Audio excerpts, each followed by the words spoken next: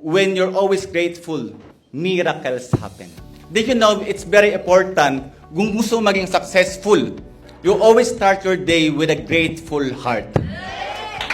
Kahit hindi lang sa pagising, anything na pupunta mong lugar, dapat marami kang bagay na dapat pinagsasalamatan mo. And sometimes, yung mga ganung bagay, siyempre, na-on the spot ka eh. Parang, ano bang papagpasalamat ko? Kapag di ka lumalampas sa 5, ibig sabihin, isang sign dapat kailangan mo i-practice yung gratefulness every day.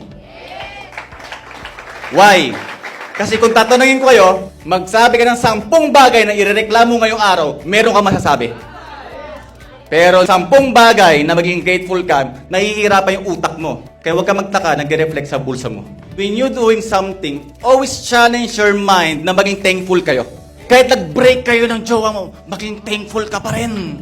Di mo alam eh. Pero marami kang maisip na, Lord, thank you. At least, ang nawala, isang jowa lang naman. Pero yung buhay ko, nandito pa rin. Buhay pa rin ako. Di ba?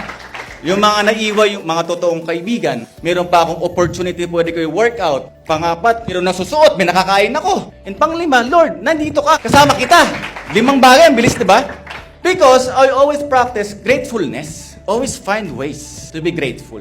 When you're always grateful, miracles happen.